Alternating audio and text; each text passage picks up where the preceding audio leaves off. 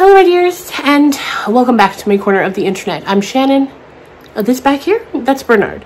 He's my October co-host. He'll be here for the rest of the month, and he's always happy when you guys drop by.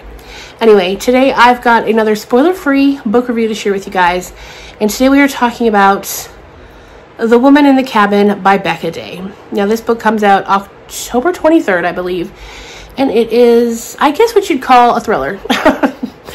I guess, yeah, I would call it a thriller. And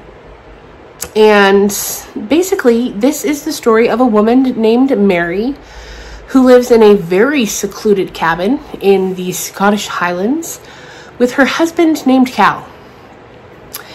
And they live out in this, like I said, in this cabin, and they're really sort of self-sustaining. They've been married for 10 years, I believe. And Mary's the sort of wife that, you know, when Cal comes home at the end of the day, that house is going to be spotless. Dinner's going to be on the table. She's going to be wearing something beautiful with freshly applied lipstick. She's that kind of wife. And you quickly find out that perhaps things aren't exactly what they seem when you start to realize that perhaps Mary's not there of her own volition. And at the beginning of the book, we get a point of view. This is the very first thing in the book, a point of view from a woman named Gemma, who's writing a note, writing a letter. And it's very frantic, very desperate, saying like, I'm going to die tonight. You need to know this info. And then at the end, she's like, you know, maybe I won't die, maybe I will, but this letter is my legacy. Good luck, basically.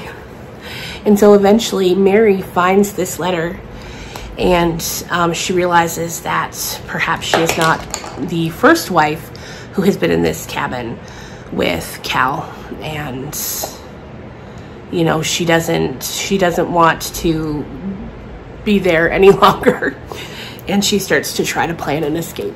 And that's really all I can tell you without saying too much about the plot. What I will tell you is I thought it was really well written. My only gripe with the writing comes from the title. I really don't like those the blank in the blank titles. They seem a little boring sometimes. I mean, like, they're always fitting. It's a woman. She is in a cabin. But I don't know, I just like more fun titles, I guess. But the story was very well written. I thought it was very good. My only, I guess, critique would be that I've read that story before, kind of. Not exactly, obviously, not detail for detail, but I just found it felt familiar in that it's a story I've read before. There are a few different ones that come to mind. Like a book I love, The Marsh King's Daughter. I thought of that book a lot while I was reading. The Quiet Tenant by like Clément Michelon, I think her name is. If you've read The Quiet Tenant, because I know that one was popular a couple of years ago, and you liked it, you'll probably also like this one because it's similar vibes. It's very different. The scenarios are very different. But the vibes were the same. And like I said, I liked this. It was well written. And I loved those other two books too. So it's like, if you like those kind of books, you'll probably like this one too. And I would definitely read more from this author in the future. And I believe she's got, you know, a backlist too I could go and check out. But yeah, if you're looking for like a thriller about what I just told you, being held captive in the Scottish Highlands, then definitely check this out, October 23rd. It's one that's like even this video, I feel like this video's, there's not a lot to this video because like the book was fine. But I'm not like, oh my god. So take that as you will.